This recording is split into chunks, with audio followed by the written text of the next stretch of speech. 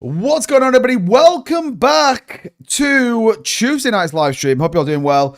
As always, I appreciate you guys taking a little bit of time to come and hang out with me, talking all things cryptocurrency. All of the TikTok fam are already in here. So like I said, welcome everybody. We got quite a bit to get through tonight, whether we're talking about charts, we're talking about the Whitehouse and the connection that everyone is missing right now that could ignite a new bull market in 2026. Now, I know that sounds crazy, and I know that everyone goes, "2bit, you flip-flop more than CZ Binance and Duquan flip-flop about who boat they use," but it's true, and I'm going to try and back it up with some statistics, some facts, some research as always. You know how we do it. So we'll try and break down a lot of what's going on with that, all right, which is going to be great. And as always, we try and add value here on the channel. It's not just like some random live stream where we just bring up some random news articles and are like, oh, here we go. This might be what might happen next. No. We're going way deeper than that. So if you're interested in all of that sort of stuff, maybe you're just holding your crypto and you're like, bro, I am so sick of what's going on. Like, I just wish there was somewhere I could hang out with a great community, get some unbiased view of what's happening in the market. Then you've just found that channel, all right? So as always, hit the like button, hit the subscribe button. Definitely make sure that you are more bullish than you were yesterday. And also, by the way, we were right. The market did dump today. What a surprise. It tried to cling on to 69,000, 69,500. Didn't happen, all right? So, no surprise. I wonder if the guy that came in last night bringing it all the big one is going to be back tonight telling me which way should I have gone to, bit, because we got it right. We nailed it. It was definitely the opportunity to go short. Anyway, hope you're all doing well. As always, I appreciate you guys tuning in. And don't forget, share the stream out. Let everybody know that we are here. And we're making it happen right now. It's been a rough all day for me in the, like, I don't know what's happening with, crypto content on YouTube. Like, it's just wild. I posted a brilliant video, and I'm going to go over some of it tonight on the live stream.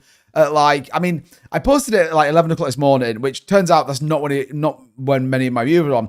Just tanked. Like, no one cares. Like, people watch it for like nearly 5 minutes, but no one cares about it. So, yeah. So we'll talk a bit more about that because I do think it's important. And there's some really key links that a lot of people are missing. All right, so that's enough of me talking. Hopefully, guys, we'll get some value out of tonight's live stream. So TikTok, let me move you to here.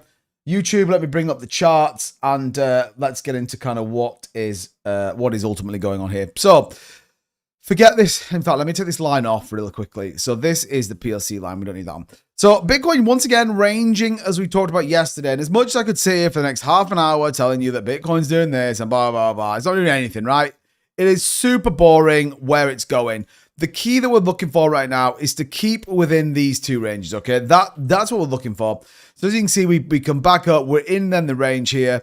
We're doing exactly what we would expect here. Some consolidation. Now, interesting, we are at the lower end here. So we could end up with a break. I mean, if you argue that is the descending wedge, you then end up with, that sort of pattern playing out, which then breaks down to the downside. Obviously, this descending wedge comes a little bit lower. This would then be the retest here around $67,000. So there is a couple of interesting things starting to play out here, obviously on the shorter time frame. But as always, let's start up here at the bigger time frames and work our way down, just because I think it's better and it's given a bit more of a macro picture as to what's going on. Like I said, I'm not a chart superstar. I just kind of say what I see. Monad, by the way, is moving, which is kind of nice. God, Mike, give it to us straight. We can take it. What's going on, Craig? Good to see you. Viva la Bacon in the house. Welcome, everybody. I appreciate you guys tuning in, as always. Like I said, it does mean a lot to me. Nothing new is happening in crypto. Exactly. And you know what they say? When crypto's boring, that's when you should be working the hardest. I don't know if they actually say that, but I'm saying that. Behave, but what's going on, buddy? Welcome in. Good to see you. Viva says, I'm so bullish. I need a shower. JFA says, we're not scared. Hello, 2-bit crypto millionaires. What's going on, Beebs? Good to see you, buddy. Welcome in, as always. Like I said, do share the stream out. Would be really appreciative if you could. That would be great. As always, hit the like and tap the screen. Do all that good stuff. Right. Here on the weekly chart, then, what have we got? Now, obviously, we were looking for the head and shoulders pattern. You can see here, look, shoulder, head. And then we didn't get the shoulder, which is super weird here, that you would expect this to kind of come up. So once again, tells us this move is not a normal technical move, which is probably why we end up going lower than where we currently sit, specifically here on the weekly candles. Now, we spoke about where we see some of the ranges. That's why this is here, because we believe that that is kind of the target range. Yes, we did wick down to it on that 60K dump and we came back up. But as momentum, you can feel, is downside. And I believe that that's going to be the case and we're going to keep pushing down. My opinion. Again, I could totally be wrong. What the hell do I know? I'm just a guy that talks about crypto on the internet. But The weekly candle's not really giving us anything at the minute. Obviously, we need to see what the weekly close is, see what the wick down is. And I think what's interesting, just to give you a bit of a perspective, is the wick is very much to the upside. So if you think about where this is and what we talk about, generally speaking, when you get wicks of that nature, it means momentum is this way. What is going on with my mouse? Like, why can't I just draw a straight line? Something is really messing my life up right now. So again, this here definitely indicates that, look, the trend is absolutely to the downside. And again, the fact that we have a shorter wick under here and a bigger wick under here tells us that, yes, we're on a downside. This was an anomaly. People just bought the dip based on where it was. So you kind of can't really hold everything to account here. BTC to 78 to 86 before the dip. Do you think so? Yeah, that's wild. That's wild. 86. I mean, 86 is kind of the top end of the range, but at the minute it feels like, if you look here on the weekly, that is definitely the trend right now on the weekly. So expect, just in my opinion, that we potentially get some further pushes down in the market. Taking a look at the 2-day chart. Yes, we got the bounce back up, but look, this consolidation right now, it's offering nothing. EMAs all starting to trend to the downside. Sakara RSI has come back up a little bit, but nothing super crazy. Again, this just is pushing down. Where it starts to get a little bit more interesting is the daily and then the shorter time frames as well. All right, which is kind of important. But look, you can see exactly what we've been talking about here, this consolidation range of real sideways movement, which tells you exactly like people are saying, is that, especially AJ, is no one cares about crypto right now. No one cares. All right. No one wants to put any money in it. No one's taking any money out. Everyone's just sort of sat there going, right, let's see what happens here before we can kind of do anything. Did you hear the Hong Kong group that? Yeah, I did, Tim. Yeah, that they were over leveraged on the IBIT ETF, and they got margin called. I mean, the latest one is that Grant Cardone potentially is going to get margin called, which is kind of insane as well if you think about it. But yeah, I did see that, in fairness. I did see that. So Captain Sparkles, that's not your name. So Captain Sticks, what's going on? He says down, down, down. Flippy Floppy's in the building. Mr. Swamp, what's going on, buddy? Welcome in. BF says, how are you, bro? I'm okay. Trying to recover after Feb 5th. What happened? I'm in a lot of pain the way that the crypto market is getting brutal minute by minute with so much manipulation. Well, like we said, expect my view, by the way, is that we see some further push downs. Again, my target range still sits here, potentially a little bit lower. This, bottom end 55 to 60K, maybe. We come a little bit lower, but I don't think it will be for very long. Certainly, though, this is where I have got my long trade set up to come in at around $62,000, which is about in the middle here. Yeah, I might miss it by a couple of grand, but whatever. That's kind of where we get to. 6x margin, so not super crazy. And again, just pushes us over that six-figure number, which is important. So let me know where I can order my Lambo. All right, Jeremy, I got you covered, bro. I know someone who got margin call and lost 50K in XRP. Wow, yeah, margin calls were big. Shannon in the building. What's going on? Welcome in. So yeah, this is still my target range here on the daily. Still very much bearish. You can see here that we do have this kind of area of specific volume that, look, we just kind of want to see that move on, really, and then we can start to crack on. Again, this is why we could see some movement back to the upside. So when we talk about, 78 to 80K, this is kind of getting back into these key volume areas that we've seen before. I do, however, think it's a little bit more challenging because you've got a long way to go, and this is a big area here post that range, so important. It's already been to 62K. Why didn't you buy then? How do you know I didn't buy then? That's the question. I believe it's going to come down again. So the fact that this came down, and you could say, I mean, look, again, I may have missed it. By the way, I'm not stressing this one bit right now, but everything I'm looking at tells me they are going to push this market down. And then I think they are going to ignite this market like so many people do not see coming. And I'll show you and talk to you exactly why I think that is going to be the case. Damien, what's going on, buddy? And it will be to do with the federal rates. It's going to be to do with Scott Bessent. It's going to be to do with the Trump administration. I absolutely believe, in my heart of hearts, they are going to dump this market once again. They potentially take it lower. And I'll tell you why I think that as well, by the way. I'm going to back it up with some stuff that I think. And then I think the floodgates will open. You're going to see possibly a really big rally at the back end of this year. And then potentially 2027 ends up being probably slightly a more aggressive accumulation, similar to kind of 2024. That kind of pre-halving sort of nitrous boost we got in the market. So go on, TJ. Good to see you, buddy. So when we start getting to the 12-hour, again, this is where you start to kind of really make some conscious thoughts of where this market's going to go. For example, you can see here that right now on the 12-hour chart, we are clinging on to dear life, and that we've actually been down to the lower range here at 68,600. If we lose 68,600, then we are coming down. The point here is, though, that you have very little in terms of buyer demand, and therefore I think this could quite quickly cascade all the way back down. Think about some bad news. For example, think about Thursday or Friday. And again, CPI will play an important part. By the way, if you don't watch my content, then you should, all right? Because I explain a lot of it in there, and it also will help out the channel massively. I actually was sort of researching and stuff today, and like my videos come out, and just no one watches it. Like I think like 60 subscribers watched my video today. Bear in mind, we've got nearly 40,000. I know I'm not going to get 40,000 every single view, but if you don't watch my content, it would be a massive appreciation, and I think you'll get some value out of it. Just my view, by the way. But yeah, so that's where we sit. Now, the 4 hour starts to play out even more interesting here. And again, we've talked about this really obvious range here that you've got between the BTC upper side here around 71,500, lower side around 68.5. These for me play some very important points. What is to note here, just my opinion, and again, people can tell me I'm wrong, and I'm 100% all for people telling me that my tier is rubbish, I don't know what I'm talking about, and I think you've got it wrong. Like, I'm all about it because I think it's important. The fact that we haven't claimed back the 20-day EMA and got rejected earlier on today, which was in a pretty solid uptrend, by the way. So think about it. We wicked down here to 67.8 on the 4 hour. This is a big candle. This then is a big candle, but got rejected this 20-day EMA. Every time we've been below the 20-day EMA, it's generally seen as having a further push down. Now, you could argue and say, well, hold on a minute, 2-bit. We did break back above that, 100%. If we're getting anywhere near it, then yes. But whenever we break below the 200 EMA, we have come back down to retest this line. You can see. So we did it here. We did it here. We did it here. So this is a key moment. We did it here, look. So we lost the 20-day EMA, retest the line, went back up, didn't break it, stayed bearish all the way through. The minute we break out, we head to this upper range. So this kind of range we've got right now is really interesting if you ask me. And importantly, this is an opportunity if you were looking to trade it. I'm not saying you should do. I'm not telling you have to. I'm just giving you my perspective on what I think it is. Michael Saylor says he's not selling. He has, yeah, I saw that. Saylor went bullish, didn't he? Which is kind of good. Which is good.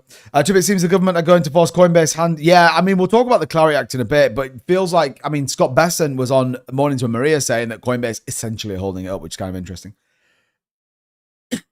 Tomato Pieces, Goldman Sachs revealed it holds 1.1 billion BTC, a billion ETH, 153 million XRP, and 108. Wow, really? As Ripple is relying on yields 100%. I mean, that's true. I mean, Ripple are going to use the latest move through Evernorth to support yields. I think it was 6% or something like that, which is kind of interesting. We'll have a look in a minute about BlackRock. I'm not sure. I think ETFs were okay today. But remind me in about 5 minutes, and then we'll take a look at it. So this is kind of where I predict BTC is going to go right now. And, you know, the fact we're down 1.7%, people can say, well, 2-bit, I think you got it wrong. Well, it looks like, I mean, I can't believe we're even calling for it to go lower, but I think it's one of those where it just is going to go lower. So the 4 hour chart playing out pretty interestingly. Like I said, the hourly chart, a critical point in my view. If we were to get a rally on this candle we're in, bear in mind we just closed at a green candle. So you could argue, look, if we get multiples, then we generally will see a slightly more upside move. Again, to retest the 20-day EMA, exactly the same has been said. Whenever we're below it, we tend to go down, and above it, we tend to get a little bit of relief rally. Not much, but we do get a little bit of relief rally. So watch out. That's my predictions on BTC. I'm going to tell you why I think, though, that I think potentially more downside is coming, but then a big move. What now? Long? No. I mean, again, I am not telling you what to do. This is not a strategic view. I only share my thoughts and opinions and trades in the premium Discord, which you can get by becoming a channel member. It's about $6.50 a month. All right, super cheap. But yeah, ETFs, by the way, to give you a view, 144.9 million in on global ETFs. Total crypto ETFs, 208. So decent-ish day on ETFs. All right, so that's where BTC sits. Total market cap, 2.32 trillion. Again, if you go on the 12 hour, which I think is kind of worthwhile, still significantly under key moving averages. So until we, retest some of these back above, it's not even worth thinking about, all right, in my view. So we need a big break to the upside. We've got a reason, or we need a catalyst to try and get there. What's your opinion on TradingView as a trading platform? It's okay. I think if you're into it in terms of technicals, it's fine. If you're not, by the way, some of the top exchanges have loads of basic indicators in it. So I kind of like having some of these presets on stuff and some of these hourlies here. And I like the fact that you can kind of mess around with some of the coding that sits within them. But I like it. I have the super basic package. So it's like, I don't know, like 20 quid a month or whatever it is. But it's all right. It's okay. More for this, having all these on the side. I like to be able to just have lots of coins. But yeah, like I said, loads of top exchanges do. For example, Bitunix, link in the description. Also the Discord. That'll give you that'll give you access to basically the basic function of TradingView. So yeah, Algorand to the moon. Larry's in the house. What's going on, Larry? Stu, welcome in, buddy. Good to see you.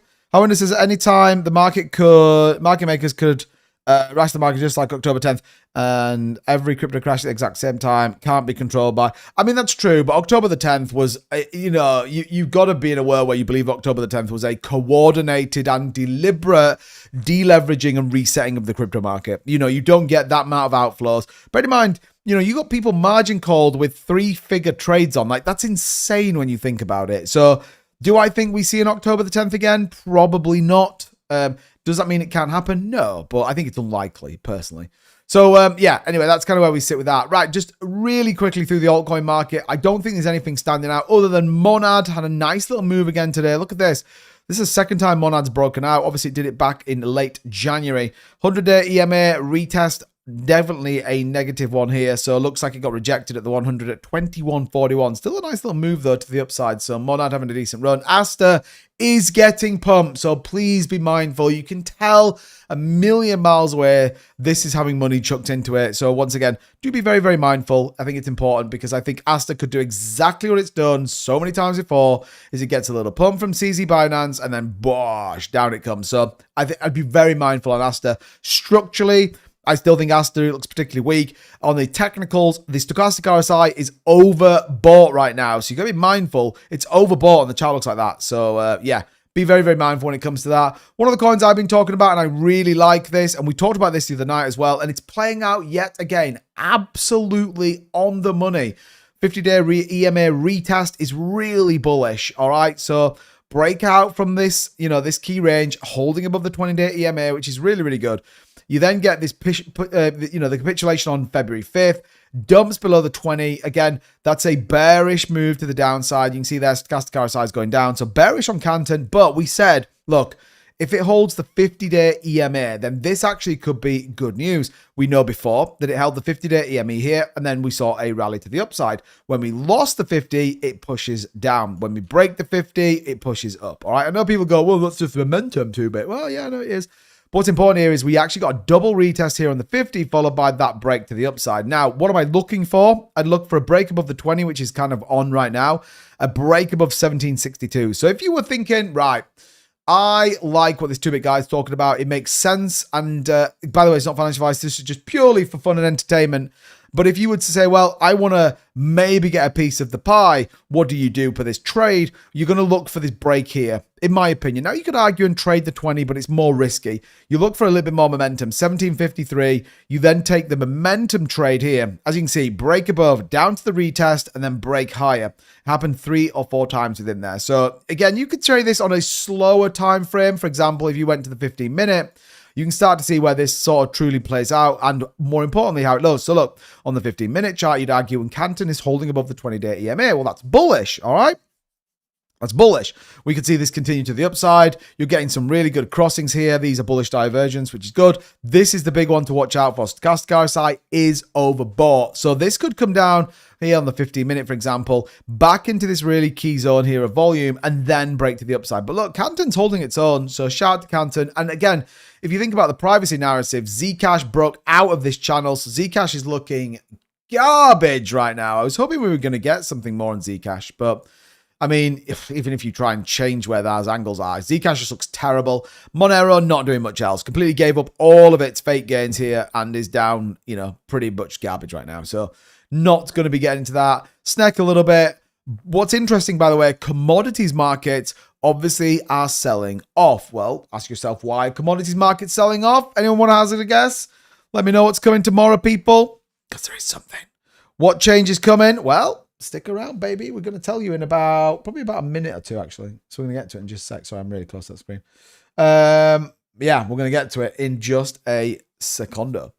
CPI is Friday. Yep, that's right. We get jobless claims tomorrow. And the nervousness is that the labor market is going to be bad. So be mindful, because, again, jobless claims would be bad if they were bad. And I think they're going to be bad. All right. Like we said yesterday, didn't we? Expectation on non-farm payrolls, by the way, coming in at a negative 50,000. Again, previous consensus has been 70K, so that would be worse, if that makes sense. All right. Unemployment rate 4.4, expectation is 4.5. So you're going to get an uptick potentially in employment rate and a downtick in creation of jobs. All right, bad news. All right, bad news. Okay. So I think you're getting a little bit of pricing in here in the market. Gold back towards 5,000, silver at 80 bucks, nothing too crazy. The Dow once again continued to rally. Donald Trump coming out saying he's going to rally the Dow to 100,000 points. All right, pretty crazy. And then I know what you're thinking out there. You're like, too bad. How the hell does Donald Trump rally the Dow to 100,000? Well, I'll tell you about it in a minute.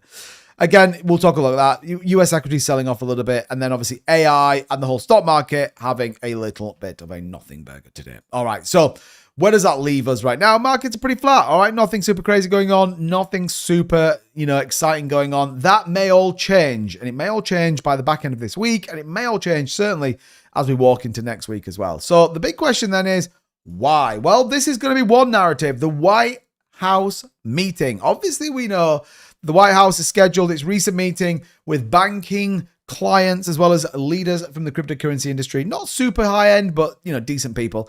The Bank of America are going to be there, JP Morgan, Wells Fargo, along with crypto reps from Coinbase, Circle, and Tether. So what have you got? The three biggest stablecoin providers out there with arguably some of the biggest banks out there. It's like, all right, okay. This is like the entrees before the starters come out, isn't it? It's like, okay, go and see if there's a deal. All right. Just go and see if there's a deal, and then the biggest will all come in when they want to really announce this. Again, this 4D chess, and we'll walk through something that is pretty interesting in my view. But the White House, like we said, going bullish on stable coins. Hopefully we can kind of get it. It doesn't mean that tomorrow we get this big announcement that, Trump's all in on crypto. We don't get that, unfortunately. What we might get is, progressive talks, really good discussions, felt like they got a lot done, felt like the end's near, probably someone like Howard Lutnick or Scott Besson will come out and go, oh, it was brilliant, actually, really good, banks and crypto, blah, blah. Okay, you get my point.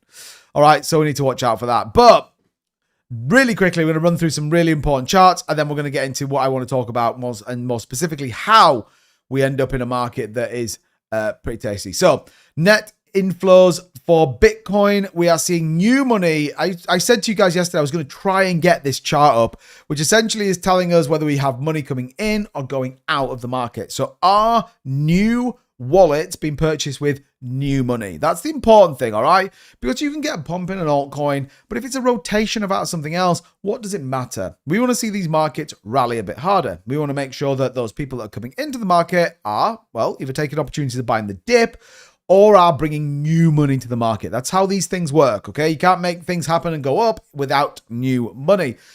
What we can see, though, is that that's not the case right now, okay? So we got a little bit of downside, i.e. money exiting the crypto market, which is fine and probably understandable. We said this, didn't we? You get a little bit of chop on the back of these big capitulations down as people just try and realize any slight increase in their portfolio that they can before taking it out ahead of tax season and everything else, right? So again, this is important to think about. Wash has been told to print. That's how the Dow doubles simple. Yeah, well, we'll talk about Wash. Wash actually is going to play a pivotal part of my story this evening and what we're going to walk through.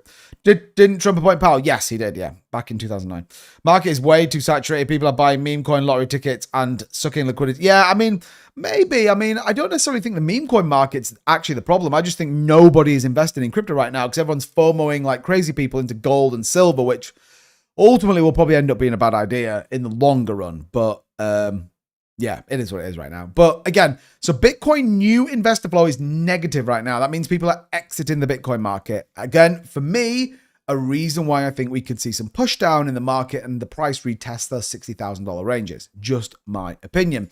You can also see Bitcoin price moving closely with software stocks, which we talked about yesterday. And actually the fact that you have a significant decline in some of this AI infrastructure and some of this software stocks, Goldman Sachs, etc., high EV sales, then that can't be a coincidence. And actually, the two have tracked relatively well. Aligned to the NASDAQ is obviously a tech stock indice as well.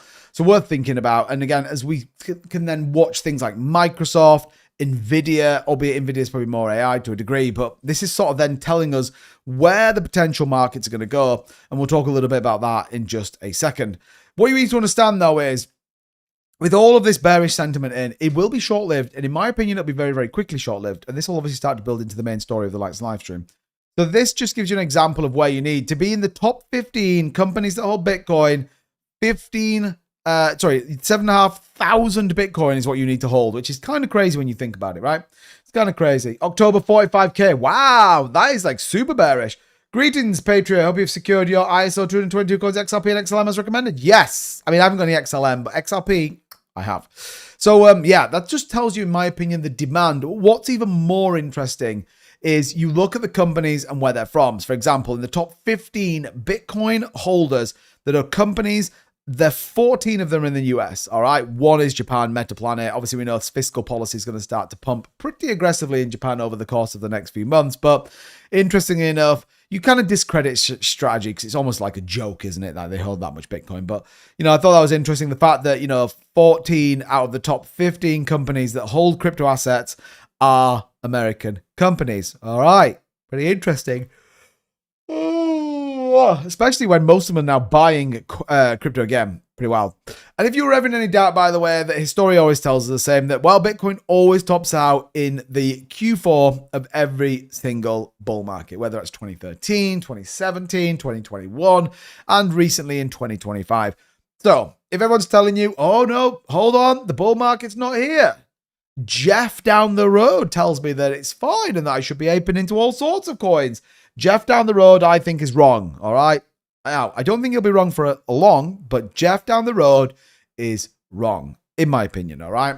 And this is kind of where we get to. So it's all playing out. It's all pretty straightforward. Now, how do we pump the market? And that's the big question, isn't it? That's what everyone wants to know right now. I don't care.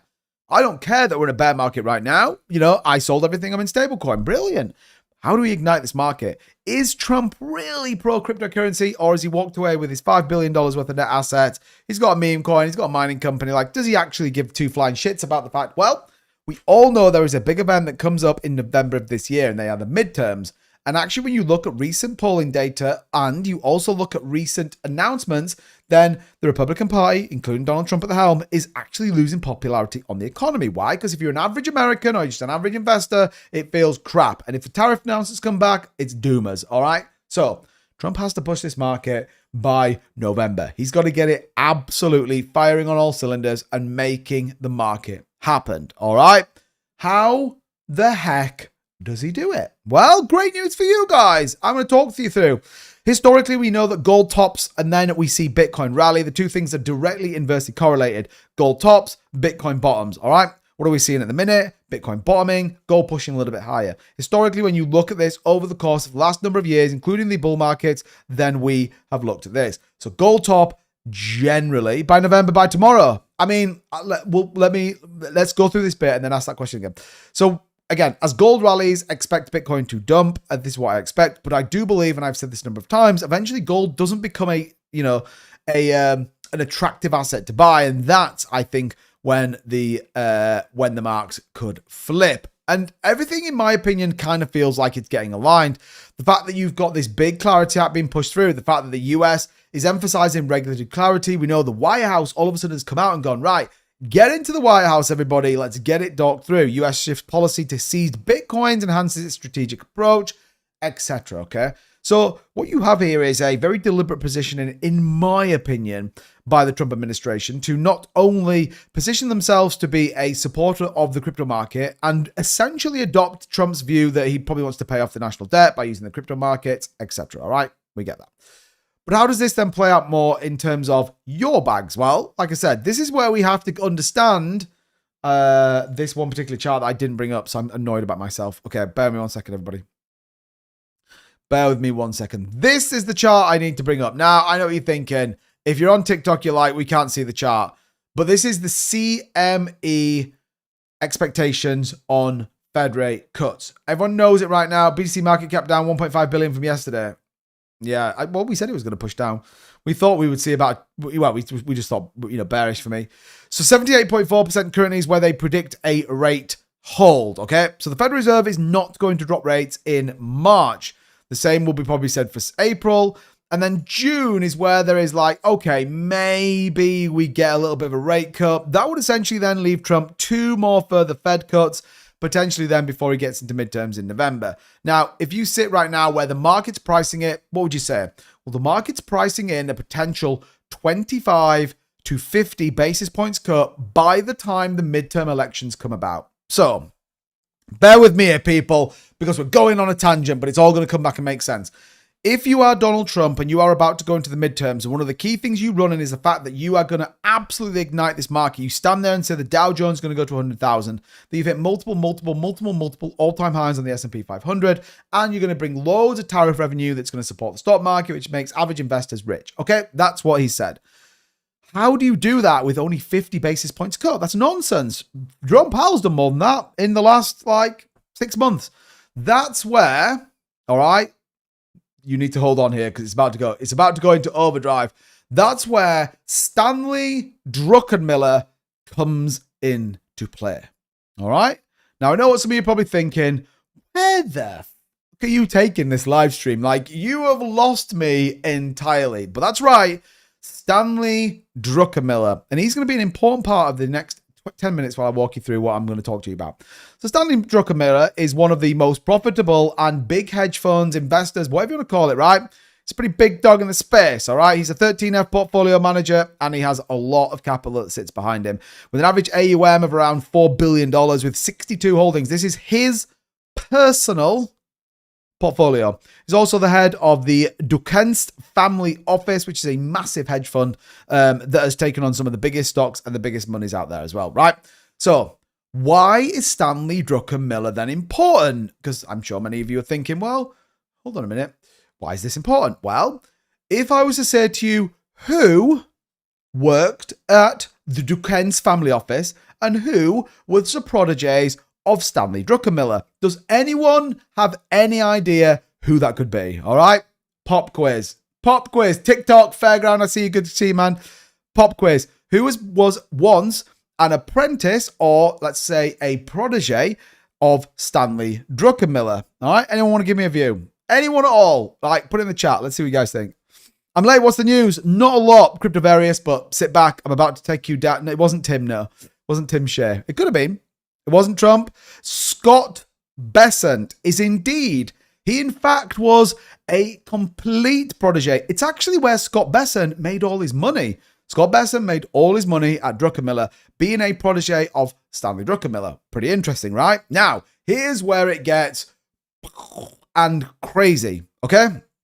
It's not Jesus. No, Stu, it's not. Here's where it gets crazy. Who else has also been a protege of Stanley Druckenmiller and who has also been at the Degens family office and who is also a friend of Scott Bessent? Kevin Warsh, all right? This is where this shit starts to get wild. So Kevin Warsh worked alongside and was part of the big strategic move by Stanley Druckenmiller as part of what they did at the Degens family office. Okay, so this is where it gets weird. For example, Kevin Warsh, as the chairman of the Federal Reserve, shines a spotlight on Druckenmiller, a billionaire investor who was Warsh's long-time boss and also mentored Scott Bessent. So, right?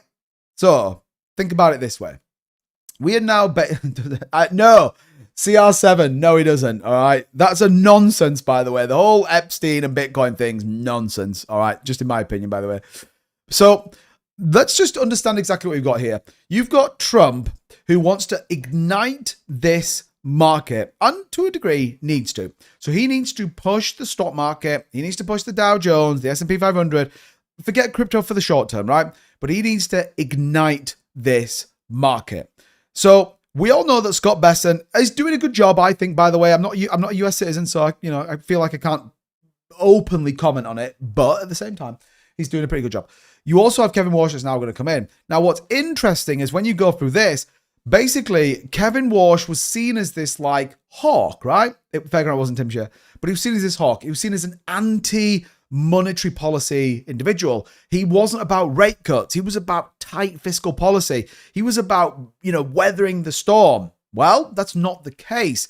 Warsh has told Trump he believes rates should be lower, but those who know him and Druckenmiller say they expect Warsh will remain flexible on rate policy, right? Now, don't be naive here.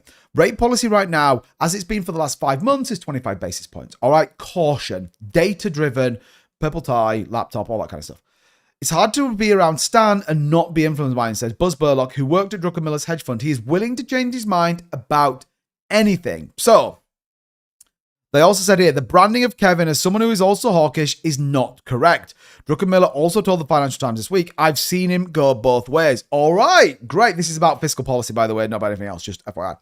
So what you've got then is you've got Scott Bessent, who wants to bring rates down. It supports the Treasury, who are currently doing big buybacks, fiscal injection of around $8.5 billion this week, short-term bonds, getting yeeted out of the market, reprinting money, dumping into the Fed, putting it back into the Treasury. Magical money's here, all right? Pretty interesting. You're then going to add Trump on this, who's like, I want rate cuts. Jerome Powell's garbage. Get me rate cuts, cuts.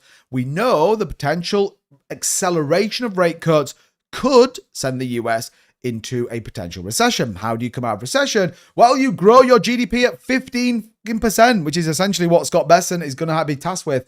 So Kevin Walsh, I think, right, is going to come in with a mandate, which is going to have this booming GDP through lowering energy, doing all this sort of crazy shit that Trump's doing. You can already see it right now. Revised up 4.3%, expectations 15%. I think Walsh is going to come in and he is going to slam rates through the floor, because that will essentially make the point here that if you are a US citizen and all of a sudden interest rates come down, you're paying less. It's simple. Imagine being able to go to the grocery store and it's less, gasoline's less, all that kind of stuff, right? It's going to be kind of wild. So you're going to see, in my opinion, this absolutely insane move on the back of it, right? And I think there's a number of other reasons why they want to do it. And you could argue this is where we potentially put a little bit of a tinfoil hat on, but we know that Trump wants this done quick. He's been advocating for getting, federal Jerome Powell out for ages. I think you're therefore going to see a further push down. I mean, he could, Curtis. This is the crazy thing. Like, if you have a revised GDP, just to give you an example, when's the next GDP that we get? When would that be? So we get ISM again back in March 2nd. When do we get? I thought we don't get it monthly, do we? When's GDP? There. So February the 20th, we get a further GDP growth rate. 4.4% is where they are. Imagine that ticks up to 4.8, 4.9, right? So that would be pretty crazy. The other big thing, and this is why I think that we're going to see two sides of the story. What is the biggest driver to bring rates down? What's the biggest driver right now? What data has Jerome Powell always gone by to drive rates down? What is it? And it's coming Friday. There's a clue, by the way. There's a clue. 38 to 45K BTC soon. Oh, man, the Bears are out tonight. Technically, it could, though. I'm not going to kid you. Not tariffs. Not quite. CPI. So CPI is coming this Friday. That's why there's lots of expectation. This is why I think the market's going to push down. I think this CPI is not going to be what people expect it to. It might be decent. It might be okay. It might be, within the tolerance that people want. However, if you're Trump, you don't want CPI to be too good until Kevin Walsh gets in. What you then want to do is say, right, when my CPI data drops in, say, March, April, you want CPI to absolutely demolish itself and coming at like 1.6%. How do you get to that point? You get insanely cheap energy. You get tax rate cuts. You get all this stuff that comes in. You get a 1.7, 1.8, or even lower 1.5 CPI, they could smash 100 basis points off the interest rates. You could end up, in my opinion, with a US inflation interest rate of less than 2% by the end of 2026, which would be frigging crazy. That would be crazy, right? And the market does not know that that's coming. And this is why I think you are going to get two very different views. You're going to get this push down the market. And the reason I brought this up, by the way, is I find this absolutely fascinating that you get this little bit of optimism in the market. It's kind of like, okay, markets are bubbling away. There's a little bit of excitement. Employment's not as bad. Boom, we might go into Iran. Like, where the hell does this come from? I thought everything was fine. Watch out, a development that could affect Bitcoin and altcoins. Donald Trump makes a statement on Iran. If there is no deal, then he might go into Iran. It's like, what the hell? Like, come on, bro. We don't need this right now. This tells me that there is a different player. I was kind of walking through this and I was like, holy shit, this thing's mental. Like Scott Bessent, Kevin Walsh, all know each other. They all went and supported Stanley Druckenmiller, who has a $4 billion AUM portfolio that he's hedging. And look at some of the returns, by the way. Like, he's literally got 2 red. 2! That's it. Freaking crazy. Yeah, pretty interesting if you ask me. Pretty interesting. And certainly I think all sort of plays in. And in my opinion, this is why I do think we get the push down.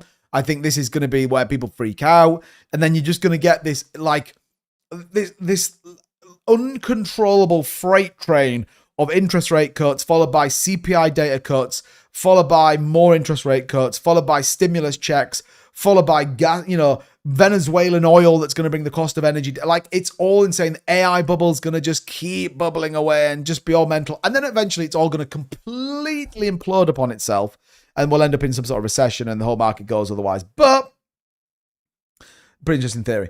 Craig says charts, sentiment otherwise, not basing numbers on. Look, I agree with you, by the way, and we've said this a number of times, that technically on the technical analysis, TA, whatever you want to look at, 34, 35, 40K is absolutely 100% possible. Sentiment, you're right, is utterly nonsense right now. But I think that can change relatively quickly. And I think if you got some really interesting data that I don't think Trump wants right now, but if you got some really interesting data, that could ignite a market. And just think about what could turn up, right? And again, we are having to put our tinfoil hats on and sort of work it out. Just asking, bro, if you can help with analyze TF. Yeah, we can definitely take a look at that, right? We can definitely take a look at it, all right? Just let me finish this point off and then we'll take a look for sure. Walsh has no decision. It's a vote between all the Fed governors. That is 100% true. It's 100% true. But my only pushback to that would be he is the boss of the Federal Reserve. His entire job is to deliver what is right for the American people, but at the same time, his job is to manage those Fed governors and persuade their views. Now, we know that Christopher Waller, he went rate cut on the last one. You got Stephen Myron in there. We know he'll go rate cut. We looked at this before, actually. You essentially end up with a 5-4. Is it 5-4 or 6-5 split with Walsh in there? So it won't take long, I think. Remember, whenever I work for a boss, I want to make sure my boss is happy. And if my boss is like, hey, this is what I think we're going to do, even if I'm completely against it, I could be tempted to sway my decision based on that. So I think you're absolutely right, by the way. And this is why I don't think it's going to be later on. I mean, you couldn't write this. I promise this is not scripted, right? I promise this is not scripted. I'm clicking on notifications. I'm clicking on this. There's an announcement coming from Watcher Guru. President Trump says the US should have the lowest interest rates in the world. I'm not making it up, by the way. That is literally 25 seconds old. Not making it up. I promise I'm not making it up. I'm not making it up. Wash and Besant are going to pump the markets. I promise I'm not making that up, by the way. That literally just landed right now. So you're right. And this is why I think it's going to take a little bit of time. Don't forget, you've got to get Kevin Walsh in there. If he just walks the door and he's like, boom, Kevin's in the house, baby. Myron, drop it 100 basis points. Let's get it. Boom, got to pump it up. Yo, it's Kevin Walsh. They'll be like, who the hell is this guy? Get him out of here.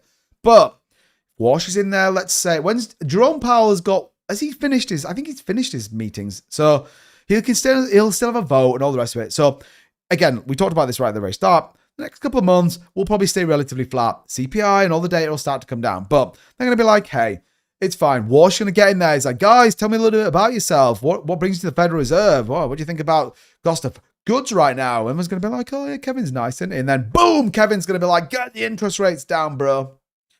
You need to learn how to trade. DM now. No, do not trade and do not DM anyone that walks into a live stream and ask you to DM them. They're probably a scammer, so don't DM anyone. If you're interested in finding out more of that, join our totally free Discord, link in the bio, by the way. Totally free. You have to verify. But if anyone wants to walk into another person's live stream and say, hey, DM me, then probably not worth talking to. So this is why I think we kind of get where we get to.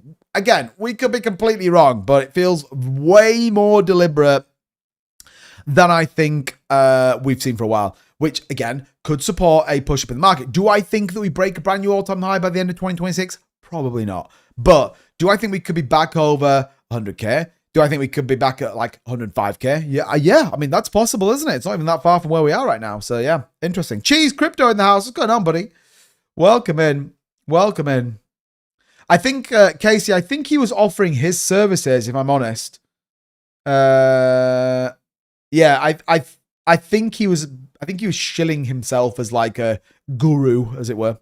ATH 2026, in my opinion, nice cheese. I like it. Waiting 4 years for an altcoin season or $4 XRP never came. It's like being with a hot girl. It happened. I mean, maybe.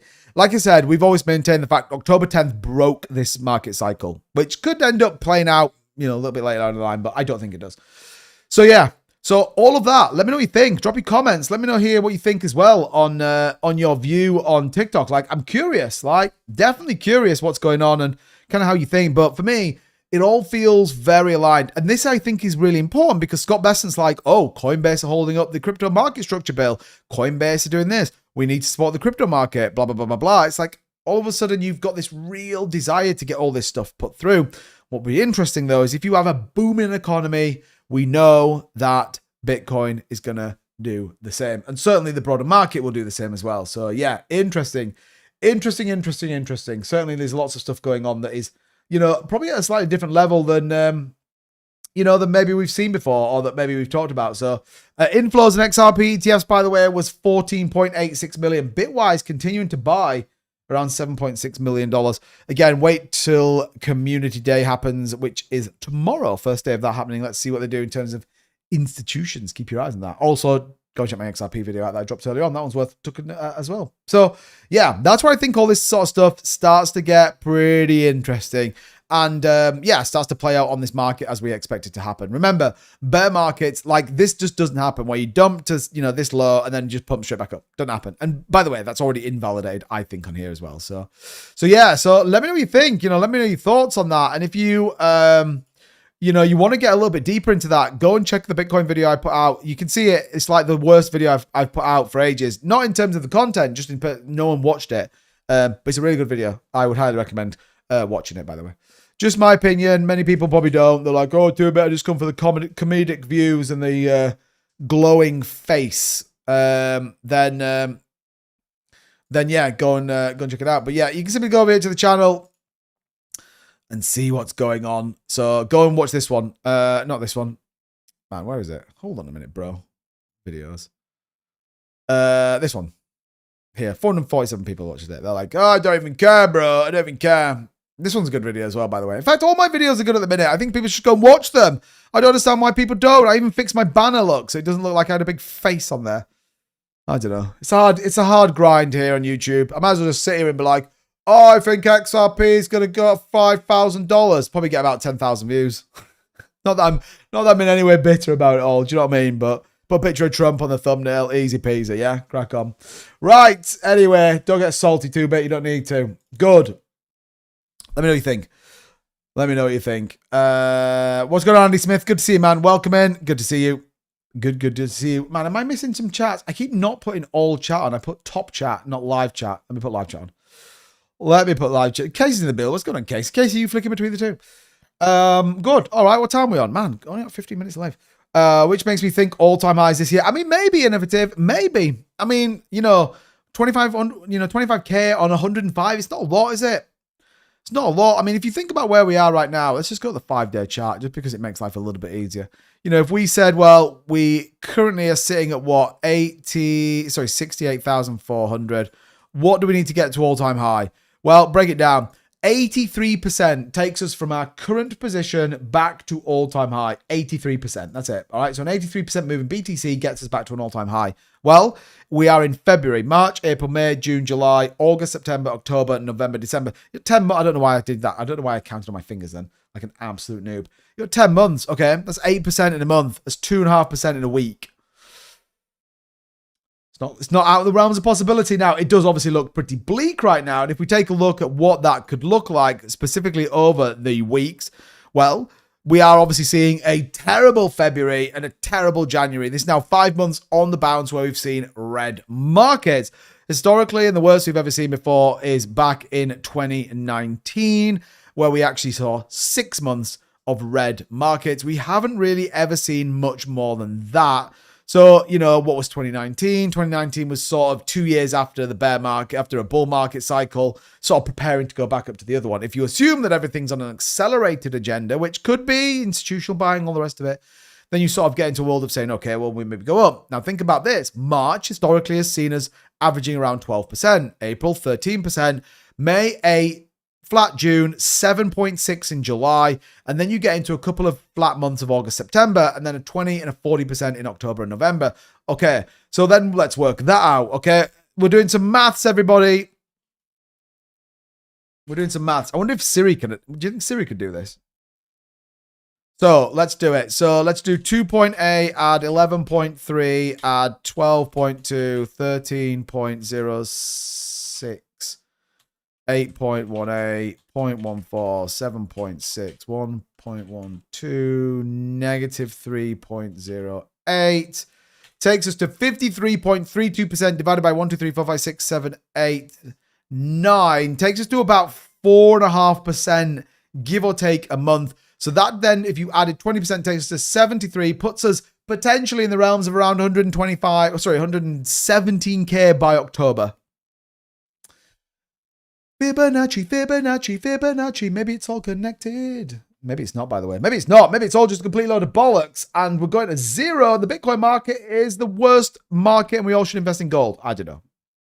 Kind of interesting, though, isn't it? When you start to think about it. You start to think about how all these are connected and are we getting the signs. Look, the Simpsons, where it's like there's signs everywhere. No one's paying attention to them. Maybe we are. Maybe we're the ones that are dialed into this market. Maybe not. Who knows, eh? Who knows? Right.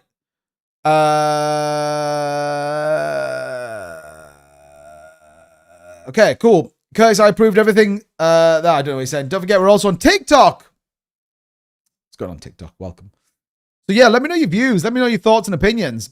I guess you get a second chance if you're patient and you play your cards right. Something with crypto gets. If you're in top-end cryptocurrencies, is Ethereum going to go anywhere in the next 5 years? Probably not. It's only going to get quicker, faster, and bear in mind, I think, and we've talked about this before, when you truly do get an adoption at a market structure level build, where do you think all the banks are going to build on? I know that potentially global payments could be done on XRPL. I'm not saying they can't, and there's loads of stuff going on with XRPL right now, which is another reason to be excited. You know, you've got loads of technical build outs, recall functions, AMM that's going through there. You've had recently all that stuff in terms of the DEX protocols going on there, all the stuff you need into your, you know, if you're a financial market. Then this kind of ends up being pretty good. But outside of that, they're all going to build on Ethereum. I'll tell you that now. In my opinion, write this down, everybody. Put it on a bingo card. As banks come into this market, institutions come into this market, and there is a bigger adoption at financial and structural levels, they'll build on Ethereum. Is my opinion, by the way. And I think that's why Vitalik all of a sudden is like, oh my God, we need to like scale ETH quick. We need to make sure ETH is cheap. Otherwise, no one's going to want it. So yeah. Curtis, what message? I've done nothing. What? Unflag my message. I can't see any flag messages. I can't see any flag messages right now. They are revising numbers weekly, it seems, so that they are you want them to be. They are revising numbers weekly, it seems, so they are you want them to be. What do you mean? Or if they want to buy BTC, they will crash the market first to buy. Well, I mean, there's a big debate, isn't there, that whether Trump actually did buy some BTC. I don't think that's the case, because if they want to do it, then they'll just do it through the, you know, strategic bill. But I mean, if you were going to buy it, and we did actually see ETFs buy and ETFs continue to buy at this level, and we're not seeing like billion-dollar outflows, which I think is pretty interesting. You could argue and say, if you had the same level of fear at an institutional level that you have at a retail level, remember, we've looked at short-term sellers and we've looked at medium wallets and all the rest of it, they would have been dumping billions upon billions of dollars worth of cryptocurrency, and they kind of haven't. Yes, we had a big, you know, a couple of days where we sort of tapped $1 billion every now and then, but, you know, ask yourself this, why has BlackRock not just dumped, you know, $3 billion and over the course of the last, you know, week? Well, because they've been buying. That's the problem. And you look at Bitcoin ETFs, IBIT, one of the stronger ones, albeit so small sell-off, you know, on the 9th. Look at this, 231, 60, 142. They're net buyers right now. Weirdly, ETFs are net buyers. Kind of wild. Nearly $100 billion of AUM. Like, they could crash this mother trucker right now if they wanted to, but they're not. They are buying. on every metric. Solana being the only one they didn't buy today, but yeah, even XRP, 6 milli. Decent. All right. Good. XRP pump and dump. When do you think? Sally, what's going on? Let's bring the XRP chart up. I mean, interestingly enough, look at that. I still believe, unfortunately, XRP, as well as the broader market, by the way, is going down. And I mean, XRP broke out of this particular, bull flag. Again, what does this mean? We're probably coming down. First test, 136. And I think the market, the market rolls over a bit tomorrow. I'm not gonna lie. We'll take a look at futures in a minute. But I think job data is going to come in unfavorable.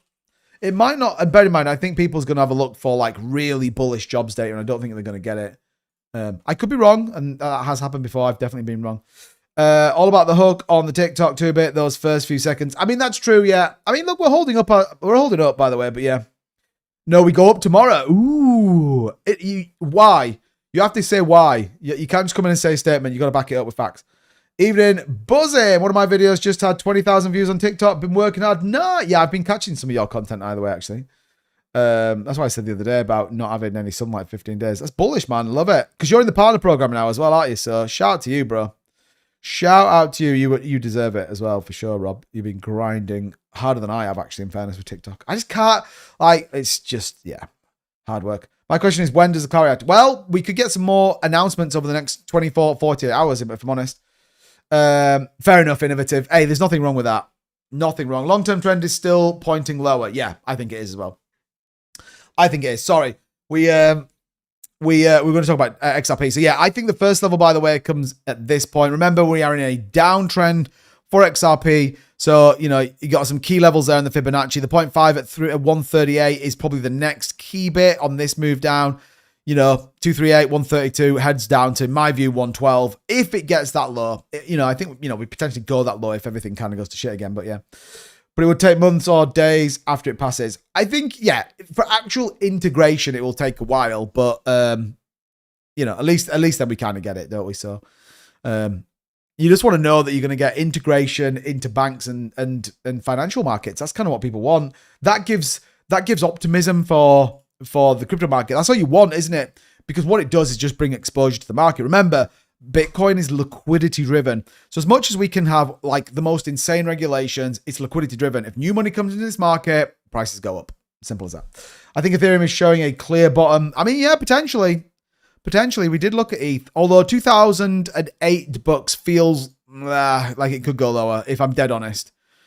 If you look at that, I mean, that is almost head and shoulders pattern. Where do you get to? Where's the bottom of the, about 1600, 1650? HBR is a great long-term high. Yeah, I can imagine that. I mean, one of the ones I've been looking at, I think I've closed the news out, which is super annoying. Hyperliquid is, had one of the biggest months ever. In fact, it outperformed Coinbase for volume, which is insane if you think about it. Hyperliquid's been going crazy. I mean, it's on a dump today, but yeah, Hyperliquid down to 29, down 5.6%. But this thing's been going absolutely wild. Really has. Yo, Jimmy, what's going on, buddy? Welcome. Shout out to everybody jumping in as well. Shout out to all the spammers. A lot of ETH been bought before Clarity Act passes. Yeah, again, and I believe that we'll see that as well. So yeah. Oh, Jimmy, you've let us down there, bro. You've let us down there. Come in, you're like, hey, cool. And then you post a comment that doesn't get shown because it's obviously shilling your own nonsense company. Come on, Jimmy. I thought you were cool. I thought you were G.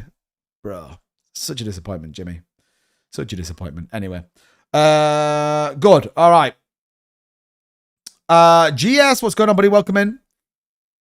Welcome in. Blocking all my messages. It's not Curtis. I can see your message. Check Discord, Tim Craig. Oh, Discord's blocking your messages. Are you sure? Shouldn't be. You're one of the premium members. Help. Every time I click to unverify. Oh, that was yesterday. Oh, by the way, I sorted that person out. By the way, I sorted that person out. Can you guys set roles or not, Curtis, Craig? I don't know if you guys can set roles or not. Axe21, what's going on? Hyperliquid has all the commodities, stocks, and crypto. Yeah, I think it could be a monster, by the way. I really could. Mike Bennett, what's going on, buddy? Yeah, I think it could be. I think it could be a good one. Good. All right. Excelente. Man, this live stream has absolutely flown by. Like, when did that happen? Bruh. What? Canton now nearly pushing to 17 cents. Nice. Nice little break here on Canton. Retested that upper range, got rejected. What happened to the crypto buzz going high? Yeah, tell me about it. No one cares. Everyone hates crypto right now. Everyone's like, get out of here. Rob, I think I missed your last message, by the way. Apologies. I've just stuck money into index funds. If crypto drops harder, I'll sell and buy crypto. There we go. That's not a bad shout. Curtis, what do you so you can type it in the chat and Don't it's blocked about 10 messages. I've never attempted. Okay. I'm not by the way, you've got access to staff chat, Curtis, so put stuff in there. Where is staff chat, by the way? Oh, there. Yeah, you type it in the staff chat. You shouldn't it shouldn't be deleting your messages. I'm not seeing anything why it would be. I'll leave you got the balls to go live. I mean, that's true. Hey, look, I'll own any thoughts and opinions. By the way, I say we called the top. I was 2 weeks out on the top, which is annoying. If I'd just stuck to this is the thing, by the way, and as much as this is going to be the bear market and all the rest of it, by the way, when this market pumps, I'm not listening to fucking anyone. I'm doing what I think is the right thing. We were literally 2 weeks off. We called the top of the bull market at the end of October, and we were 2 weeks out of it. Which is essentially, I mean, I went out 108 for 55% of my portfolio. But yeah, 2 weeks out, bro. 2 weeks out. Get out of here. We nailed that. Nailed it. We just got influenced by people that aren't even on the live stream anymore. Like, it's wild. It is crazy how fickle some people can be, really. Anyway, such is life. That's the world of social media, innit? One day people think you're cool. The next day they think you're a complete chopper. In my opinion. Crackerjack is all good, but you know me. I don't sweat. Crackerjack, where's Crackerjack? I can't even see him. Why can't I see him on... I can't even see him in the chat. Like, what is going on with my chat right now? Oh, there you are. Just got here. Well, I mean, a little bit. Not super crazy, though. Not super crazy. I'm getting invalid requests for some of my comments, too. But it's still printing them, though. All right, okay. Must be a YouTube thing. Don't know why.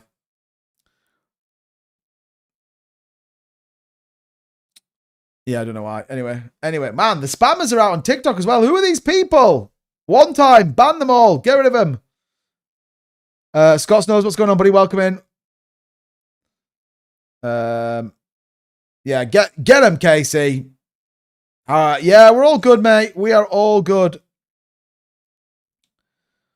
Hope you're doing well as well. Oh, look at this.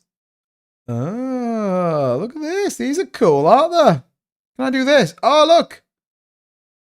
Wait, is that done something? Is that done something?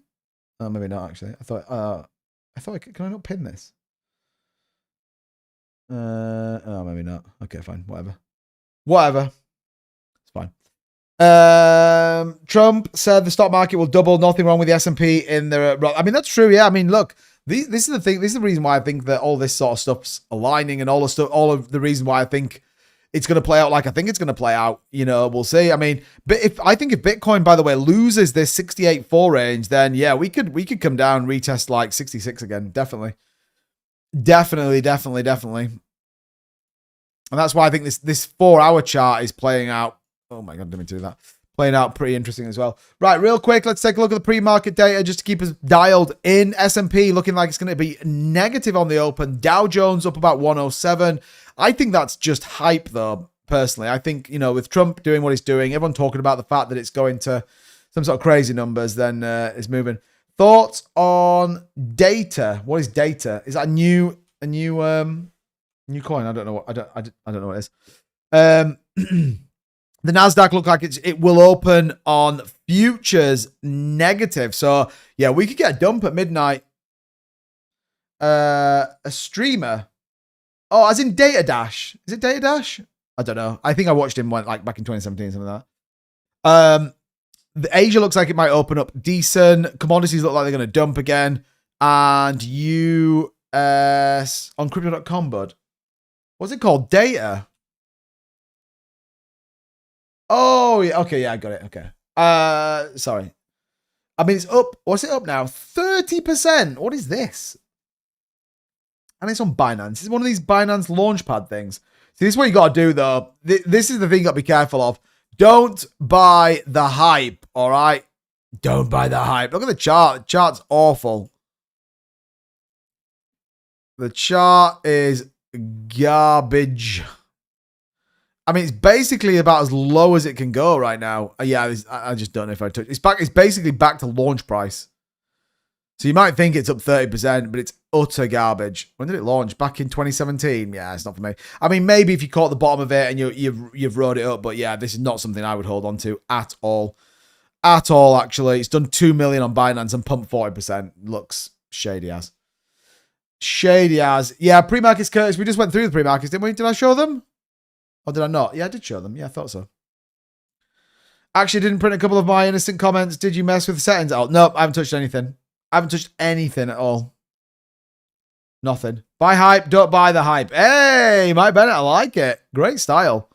Love that, Mike Bennett. I'm going to use that. Don't buy hype. No, don't buy the hype. Just buy hype. Love that. Great. Great.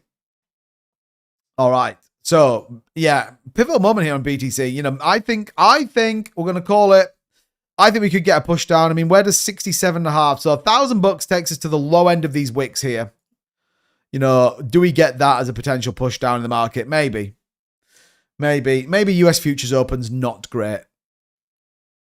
No, I've got all comments on mine. I've got live comments, all of them. So, yeah, I'm not sure why I'm not seeing it, but hey, here's what it is. Yeah, potentially, Tim. I mean, it wouldn't surprise me. Probably tells me why the views on my videos have been so bad recently. Maybe that or the content's garbage. I don't know. Maybe the content's just rubbish. I don't know what else to do, though. Honestly, some of the videos I put up today I thought were great, but maybe some people don't agree with me and they're like, oh, your content's rubbish, do it. Stop doing it. Start doing a cooking channel instead. Hey, everybody. Welcome back. Today we're going to be cooking a lasagna. FYI, by the way, I'm actually a pretty good cook. Do you know that? I can actually do some good cooking. I can make a great lasagna. Good at Thai food. Steak. Obviously, can crush steak.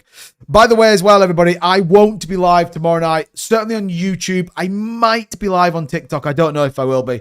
I have a 9 to 5. That's right. My job, my 9 to 5 job that obviously we want to try and do this. Do you know, whenever I talk about the fact that I want to stop my 9 to 5 and do this full time, like everything just seems to fall to pieces and like views drop and like no one watches my videos and, you know, no one trades on my affiliate links. Like everything just goes to zero and you're like, oh, come on, bro.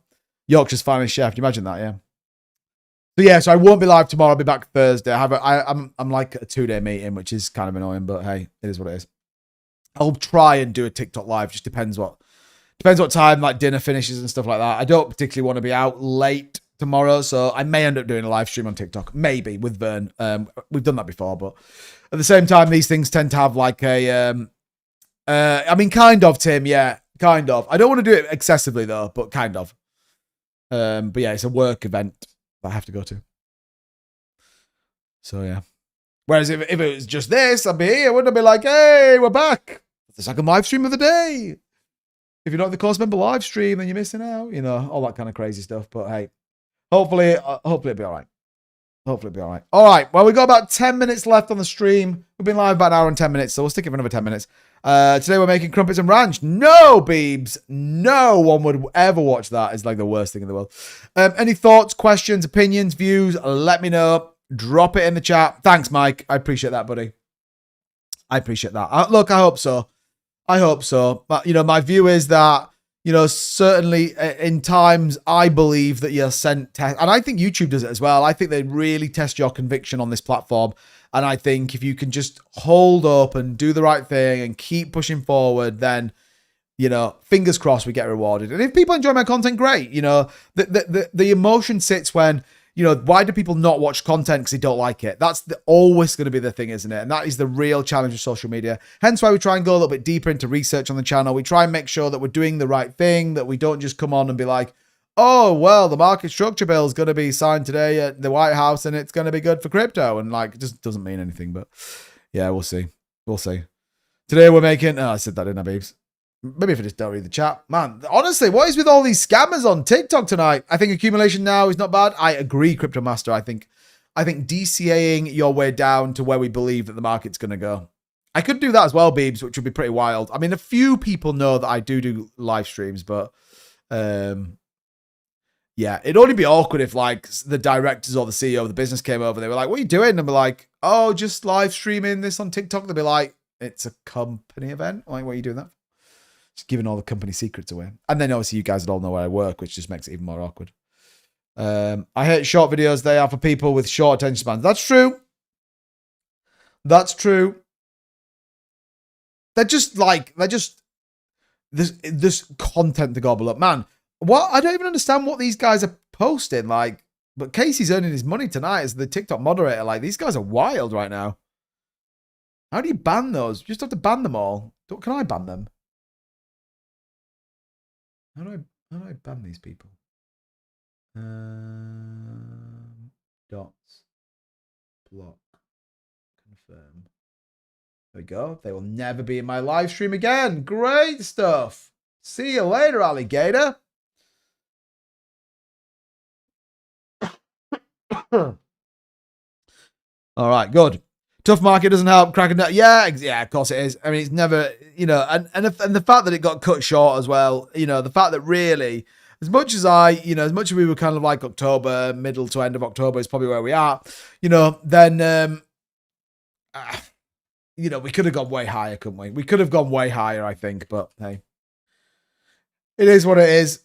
It is what it is. I'd watch them more often if they were longer, but I struggle with short videos as I have to be away from my phone for long periods of time. My videos are longer now. They're like 9 minutes long. I try not to do short videos.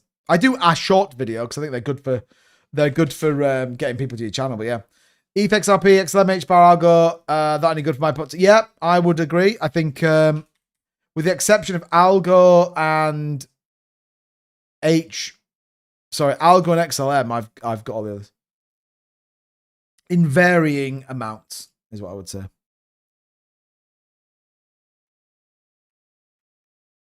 Mambo.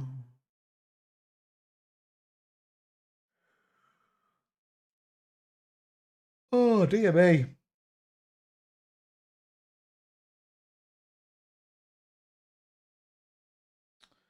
I was just looking to see if I actually had anything where I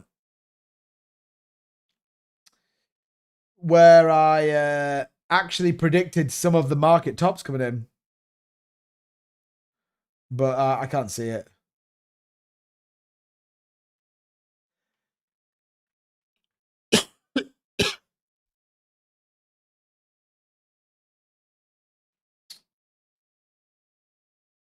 Yeah, I can't see it. I thought maybe I'd posted about it, but it is what it is. It's fine. It's fine.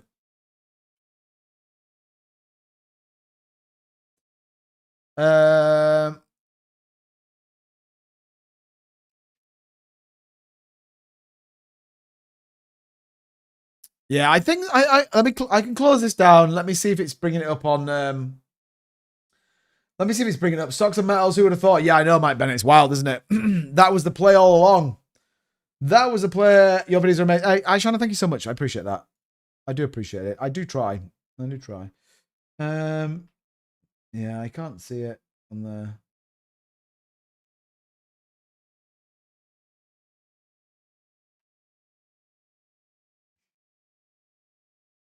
It's funny when you go back over old comments and stuff, and just sort of see what was happening and like, you know, where like your mindset was at that sort of time. It's kind of interesting. I'm back at August, looking at what I was talking about in August. So anyway, I can't find it. Anyway, it doesn't matter. It's all gravy. It's all gravy, if you ask me. Showing the bottom didn't show. I'd say invalid argument or something. Yeah, I don't. It must just be a bit messed up, Tim. Go back 3 years. Yeah, probably. I couldn't remember where it was. Yeah, I got it, Tim. Yeah, like I said, it's a bit of a bizarre one. I'm not really sure, to be honest. Not really sure. A bit of a strange one, but hey, it's life, isn't it? Better time, mate. I mean, go back like 12 months. We were just starting to, you know, pump into the sort of good bit of 2024, weren't we? Everything was getting fun again, and then boom. I mean, look at that. This was so April 2025. All-time highs were what? October. Yeah, so October 25. So you go back to 2024, like here, we were just starting to see a little bit more explosive move where every week it was like Green, green, green. Let's go, baby. And then it was like, oh, we're all going to zero. And then yeet, off we go. Man, it was way more fun. Way more fun. But as always, we didn't take enough profits, everybody. Such a shame. Such a shame. We'll always get another chance, right? Do I need to ban? I'm just going to ban all these people that just, for whatever reason. Done. See ya. See ya. Wouldn't want to be ya. SKR any good? Think I asked you last week. Did we look at SKR? I feel like we might have done, and I feel like we maybe said it was garbage, but I'm not sure. I'm not sure. What's going on, Vern? Good to see you, buddy. Vern, I was saying I've got a work thing tomorrow, so I don't know if I'll be live, but I'll message you anyway. I'll message you and let you know, by the way. But I might try and do a Discord I might try and do a TikTok live like we've done before. I'll have to see how the night pans out. I've got to go out for dinner and stuff like that. But I'll let you know. But I think it'd be cool if you went live, and then I can maybe jump onto your live stream if that all played out. So yeah, just block them all, Casey. So yeah, we kind of yeah, I think we kind of did talk about this, Seeker. I mean, it's up another 3%. I mean, it's kind of playing out into a nice potential cup and handle here on the 24 hours. So you might get a push to the upside if the market does decide to go up. If if Bitcoin starts to rally a little bit. It feels like Bitcoin is losing at the minute. Just FYI though. So I would be very conscious about where BTC is and where it potentially goes next. Yeah, I actually think a short from where we sort of sit right now could probably be the play, but. Again, I'm not telling you what to do. It's your money. You trade it how you want. If you do want to trade, by the way, check out the link in the description. Also on our Discord, Bitunix, great platform. All the indicators you need. Loads of trade bonuses. Loads of sign-up bonuses. Highly recommend checking it out. And yeah, sign up with those links. Again, I get a little bit of an affiliate membership. Sorry, so nothing to the cost of you guys, by the way. It's totally free for you guys. It seems every crypto down. Do you think any is good right now? Zach, when crypto is down, though, again, it's not financial advice. That's when you should be, looking for those opportunities. If you go back to October 2025, right? You had $125,000 Bitcoin. Well, it's 68K today. You've got a 50% discount. In theory, if you look at it that way, the debate will always be, do you want short-term gains or are you in it for the longer haul? And if you're in it for short-term gains, then accept you increase the level of risk. So, right now, I mean, look at Sui, 92 cents right now. I think Sui's a great buy. And in my opinion, coming back down to retest this thing. And I think altcoins will come down sooner than BTC, by the way. Sui's literally got 6% and it's going to be down at 86 cents, which is kind of wild. If you ask me, Aerodrome, as much as it pains me, that's down, that's 30 cents. Like, are you kidding me right now? 30 cents on Aerodrome Finance. Wild. I mean, I don't know what their APR-wise is. I might even, it doesn't really matter. It's just accumulating right now. But yeah, and again, equally when you look at some of these other coins, XLM is in a pretty good place. There's a few. Man, that's a spicy one, Vern, isn't it? Look at that. I just, personally, my view, I just don't know if I would go anywhere near Memecoins. I'd be stacking the sort of top end ones. I mean, World of Bit Financial is moving a little bit today as there is a view that Binance are going to be behind that. And, I guess if you look at Binance one way versus the other, then that could be a good thing. So, yeah, 3.8%. Oh, Aerodrome, you are killing me right now with these staking rewards. Bro, get out of here. Anyway, such is life. Such is life, everybody. Right, that does bring us to the end of the stream, though. We've been live for an hour and 20 minutes right now. And Scratch the Screen Legends, love the stream. Hey, thanks, Fairground. Tau Bit Tensor. Yeah, lots of people talk about it, by the way. I don't know where it is right now. Where is it now? Let's have a quick look before I go. I mean, it got an ETF. Everyone was like, it's going to the moon. It's going to be the best thing in the world. Where's it at? It was down 6% nearly. 153. Man, that has crashed a little bit, actually, hasn't it? Wasn't it like 260 or something? Oh, Jesus Christ. It was November of last year. All-time high was $500. I mean, if you believe it's going to have some big volume in, I mean, Tau, it's interesting right now. I mean, it doesn't look particularly great on the chart here, but, you could argue there on a longer-term time frame, you just got a triple bottom here. Look, 1, 2, 3, 4, and 5. So it's hitting a key level right now. 153 might be a bounce for Tau if the market comes with us. That's the big question. But if the market doesn't, then, yeah, it will be taking a trip, as everything else has, to Goblin Town. Right, everybody, that's going to bring us to the end of the show. Thank you so much for tuning in. As always, don't forget to hit the like and subscribe button. We're here every day. Other than tomorrow, I'm not here because I'm away with a work event. But Do look out for our latest content. It will be slightly later tomorrow. So I was looking at my analytics, and I don't know if, I think I can share all this sort of stuff. So I was deep diving into my analytics of my YouTube channel to understand when should I be releasing videos, when's kind of the best time to do it, all of that stuff, right? Sort of getting into the nitty gritty of how and when I should be releasing content and all the rest of it. And what I noted here, by the way, and I'll share this with you guys because it's not a secret. Like, you can see this. So this kind of gives you an idea here of some of the analytics that you get on a YouTube channel. Obviously, TikTok doesn't really affect you. So we are getting over 40% of new viewers. So these are people coming to the channel for the first time. What's interesting is regular viewers. That's the number I need to step up, because that means people watch my content and then want to come back for content. Like, they're just like, yeah, I watch your content. I'm super bullish. Keep giving me more content, 2-bit. I love it. So these are the kind of numbers that we're doing it. But what's interesting is here is when the views are. So I'm releasing a video at like 11 o'clock. There literally no one is on. Like it's just awful. So I did a video tonight and I released it at like 7 o'clock. It was like 5 to 7, which essentially is where the bulk of my viewers are. So tomorrow, I'm going to sort of release a video later in the afternoon. It's probably going to be 2 o'clock, something like that. So I might, so be mindful of that. There probably won't be a lot coming through the day. And then there'll be a second video coming out about 7 o'clock. So watch out for that. All right, everybody. Right. As always, thank you so much for tuning into the channel. We appreciate you guys. I won't see you tomorrow. Look out for the content, though. I will see you Thursday, as always, 4 p.m. Eastern, 9 p.m. UK time. You have a great day. Thank you so much. And I'll see you soon. Bye-bye.